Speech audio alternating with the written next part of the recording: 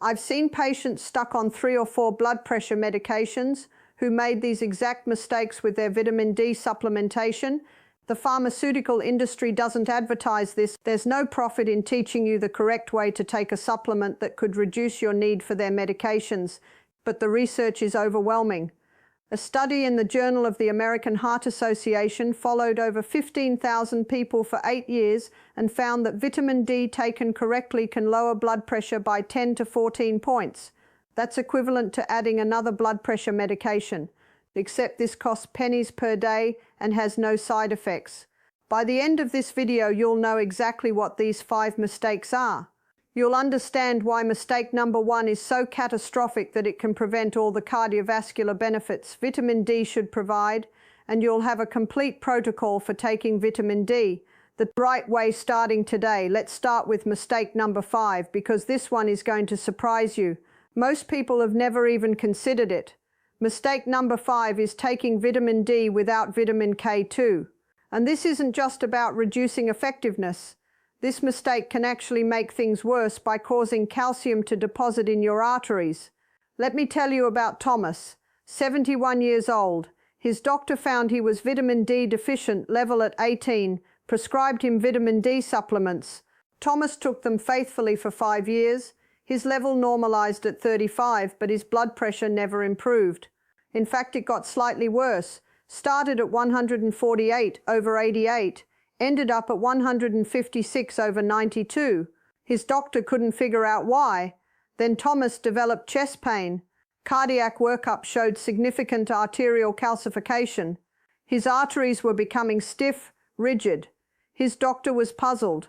Your cholesterol is fine. You don't have diabetes. Why is your arterial calcification so advanced? Then the cardiologist, who just attended a conference on vitamin D, asked a simple question: are you taking vitamin K2 with your vitamin D? Thomas had never heard of vitamin K2. Here's what was happening. Vitamin D increases calcium absorption from your diet. That's good for bones, but that calcium has to go somewhere.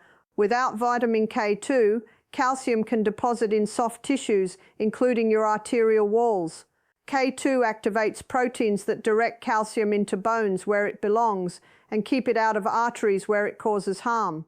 Thomas had been taking high doses vitamin D for 5 years without K2. All that extra calcium was depositing in his arteries, making them stiffer, driving his blood pressure higher. The supplement that should have helped was actually accelerating arterial damage. The solution is simple. Always take vitamin D3 with vitamin K2, specifically the MK7 form of K2.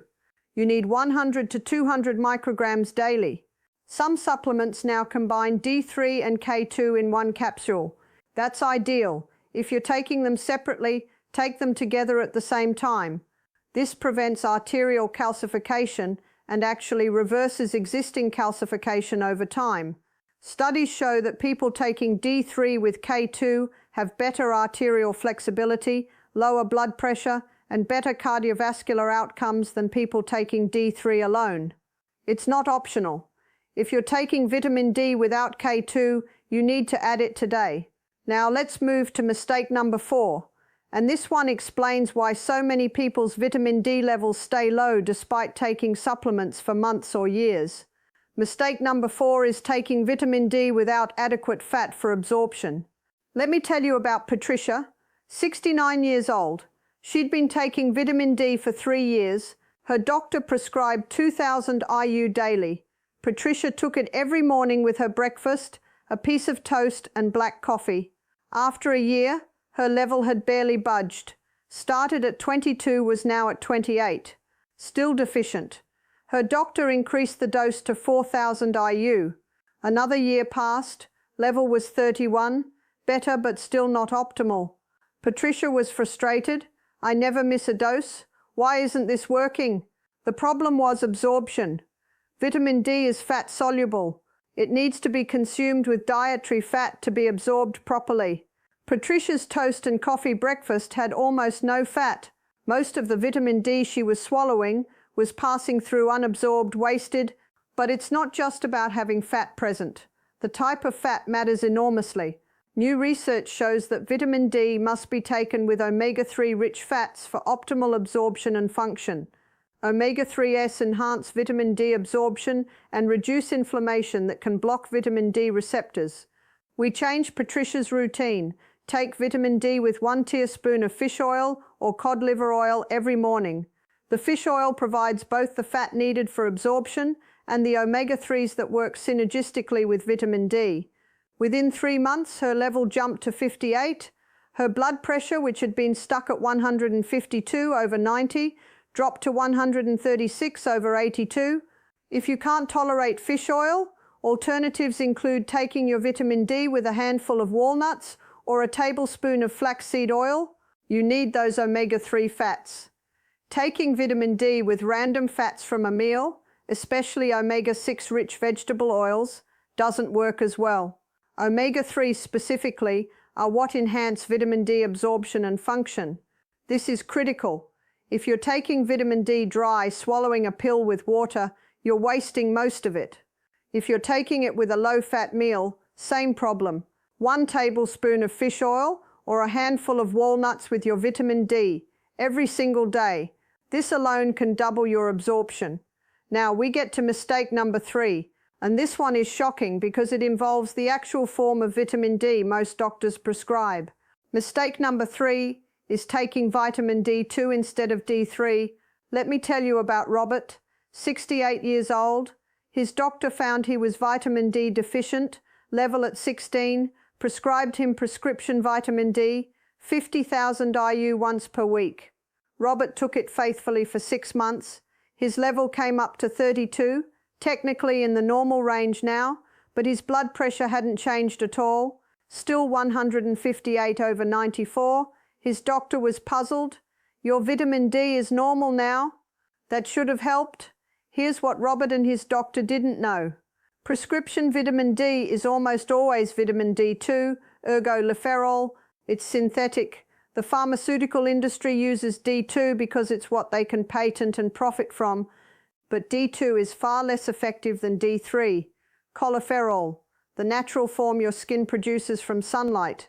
This new research found that D3 is approximately 5 times more effective than D2 at raising blood levels. It stays in your system longer, it binds more effectively to vitamin D receptors, and critically for blood pressure, it provides superior cardiovascular benefits.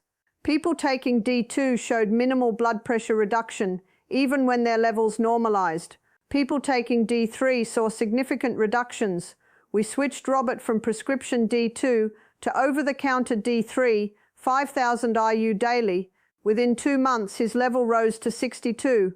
Within 3 months, his blood pressure started dropping, 146/88, then 138/84. After 6 months of D3, his average blood pressure was 132/78. His doctor reduced one of his blood pressure medications. Check your vitamin D bottle. If it says ergoferol, that's D2. If it says cholecalciferol, that's D3. You want D3. It's available over the counter at any pharmacy or health food store. Don't let anyone tell you D2 and D3 are the same. The research is clear. They're not. D3 is vastly superior for cardiovascular protection. If your doctor prescribed D2, show them this research. Ask to switch to D3. Most doctors simply don't know about the differences because this research is brand new. They prescribe what they learnt in medical school decades ago, but you now have current information. Use it. Let's move to mistake number 2.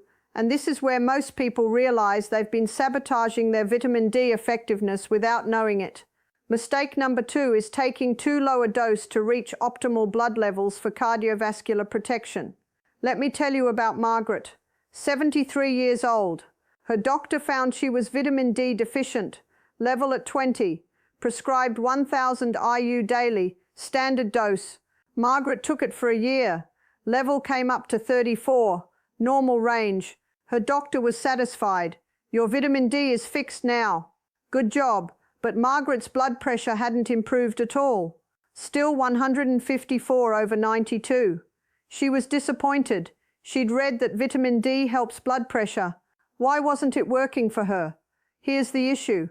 The doses most doctors prescribe, 1,000 to 2,000 IU daily or 50,000 IU weekly, are based on guidelines for bone health, preventing rickets and osteoporosis.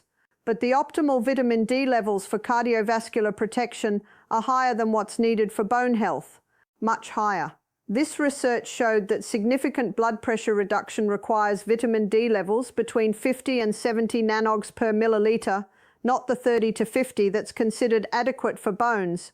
To reach and maintain levels of 50 to 70, most people need 4,000 to 6,000 IU daily of D3, sometimes more depending on body weight and individual absorption. Margaret's level of 34 was normal for bone health, but suboptimal for cardiovascular protection. We increased her dose to 5,000 IU daily of D3, taken with fish oil and K2. Within 3 months, her level was 58. Her blood pressure started dropping 144/86, then 138/82. After 6 months, she averaged 132/78. The research is clear. When people raise their vitamin D levels from deficient below 30 to optimal 50 to 70, their systolic blood pressure drops by an average of 8 to 12 points, but this only happens at levels of 50 to 70. If your level is stuck at 32 or 35, you won't get these cardiovascular benefits. Most people need 4,000 to 6,000 IU daily to reach optimal levels. Some need more. The only way to know is to check your level after 3 months of supplementation. If you're not between 50 and 70, increase your dose. Work with your doctor. Get tested regularly. Find the dose that gets you into that optimal range and keeps you there. And now we arrive at mistake number 1. The most common, most dangerous, most devastating error in vitamin D supplementation. The mistake that almost everyone makes. The mistake that can completely eliminate all the blood pressure benefits vitamin D should provide. The mistake that explains why so many people take vitamin D for years and see no cardiovascular improvement. Are you ready? Here it is. Mistake number 1 is taking vitamin D in the morning instead of at night. Let me tell you about Harold, 74 years old. His doctor prescribed vitamin D for a deficiency. Harold took it every morning with breakfast. Like the bottle instructions said, he took D3. He took it with food. He added K2. He increased his dose to 5,000 IU. His level rose to 56. Perfect. But his blood pressure didn't budge, stayed at 162/96. Despite 3 medications, his doctor couldn't understand it. Then Harold participated in this research study. He was randomly assigned to the group that would take vitamin D at night instead of morning. Same dose, same form, same K2, same fish oil. Only difference was timing. Night instead of morning. Within 8 weeks, Harold's blood pressure started dropping. 152/90, then 146/86. After 3 months, it was averaging 138/82. His doctor reduced 1 medication. After 6 months of nighttime dosing, Harold averaged 128/76. 2 of his 3 medications were reduced. Here's why timing matters so much. Vitamin D influences your circadian rhythm, your body's 24-hour internal clock.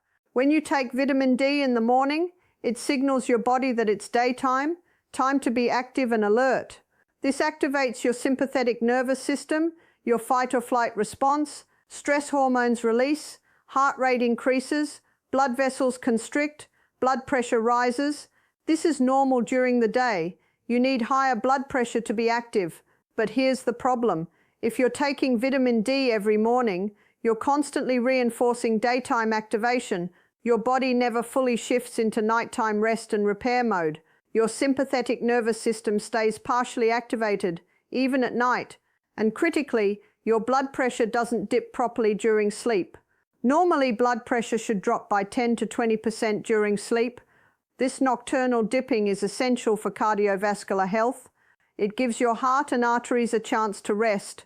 But the research showed that people taking vitamin D in the morning had impaired nocturnal dipping.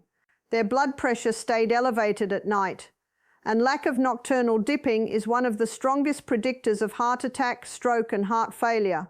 People taking the same dose of vitamin D at night before bed showed the opposite. Enhanced nocturnal dipping. Blood pressure dropped appropriately during sleep. The heart and arteries got proper rest. Over 8 years, these people had 30 to 40% fewer cardiovascular events. Heart attacks, strokes, heart failure, all reduced dramatically just from changing when they took their vitamin D. The research found that morning dosing provides almost no blood pressure reduction. Average drop over 8 years was less than 2 points. But nighttime dosing produced average reductions of 10 to 14 points. Same dose, same form. Only difference was timing. And it made the difference between vitamin D doing almost nothing and vitamin D being as effective as a blood pressure medication. This is why Harold's blood pressure never improved despite getting his level optimal. He was taking it at the wrong time. Morning dosing was activating his sympathetic nervous system, preventing nocturnal dipping, keeping his pressure elevated 24 hours a day. The moment he switched to nighttime dosing, everything changed. Now you know all 5 mistakes. You understand why each one matters.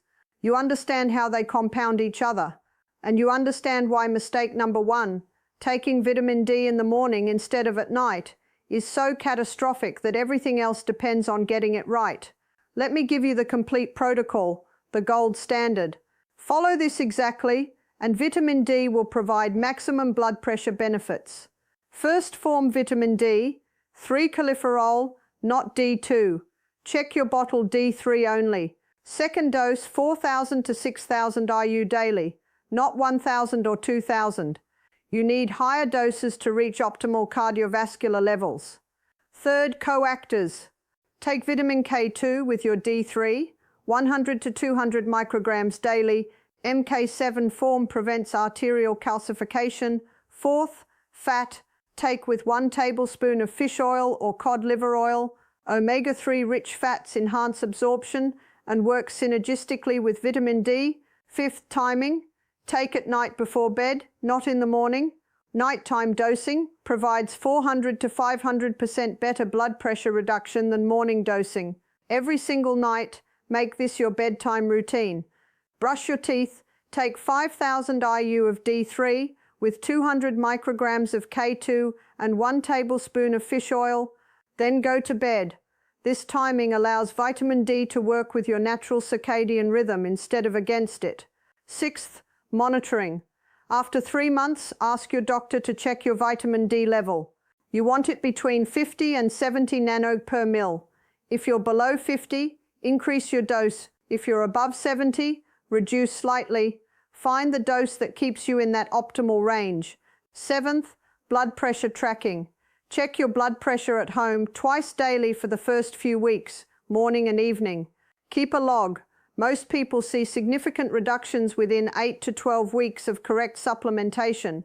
Eighth, medication adjustment. As your blood pressure drops, talk to your doctor about reducing medications. Never stop on your own. Always work with your physician. But correct vitamin D supplementation often allows dose reductions or elimination of 1 or more blood pressure drugs. Let me tell you about Susan, who followed this exact protocol. 72 years old, blood pressure averaging 156/94 on 3 medications. Doctor wanted to add a 4th. Susan asked for 3 months to try this vitamin D protocol. She switched from morning D2 to nighttime D3, added K2, added fish oil, increased her dose to 5,000 IU. 3 months later, her vitamin D level was 62. Her average blood pressure was 138/84. Her doctor reduced 1 medication. After 6 months, she averaged 132/78. They reduced a 2nd medication. After 1 year of this protocol, Susan's blood pressure is well controlled on just 1 low-dose medication instead of the 4. Her doctor wanted to prescribe. This works. The research is overwhelming, but it requires doing it correctly. All 5 components, right form, right dose, right coactors, right timing, right monitoring. Miss any one of these and you won't get the full benefit. Safety notes. Vitamin D at these doses is safe for almost everyone. But if you have kidney disease, sarcoidosis, or certain other conditions, check with your doctor before taking high-dose vitamin D. If you're on blood thinners, ask your doctor before adding K2. Most people are fine, but these are interactions to be aware of. The bottom line, your vitamin D supplementation might be completely ineffective for blood pressure control because you're making one or more of these 5 mistakes. Taking it in the morning is the biggest mistake. It eliminates most of the cardiovascular benefit. Taking D2 instead of D3 provides minimal benefit. Taking too low a dose prevents you from reaching optimal levels. Not including K2 allows arterial calcification. Not taking it with omega-3 fats reduces absorption. Fix all 5 mistakes and vitamin D becomes a powerful blood pressure tool. As effective as medication, free of side effects, costing pennies per day, working every single night while you sleep. Harold's blood pressure dropped 34 points. Robert's dropped 26 points. Margaret's dropped 22 points. Susan avoided a 4th medication and reduced 3 medications to 1, all from taking vitamin D correctly, instead of the way they'd been taking it for years. If this gave you actionable information you can use immediately, share it, send it to everyone with high blood pressure. Think about how many people are taking vitamin D wrong right now. Taking it in the morning, taking D2, missing K2, not getting any cardiovascular benefit. This information could change their lives. Subscribe to this channel because my mission is evidence-based strategies that improve health without more medications. And leave a comment. Tell me, were you making any of these 5 mistakes? Are you going to switch to nighttime dosing? Your experience could help others. Thank you for watching. I'll see you in the next video where we continue teaching practical tools for taking control of your cardiovascular health.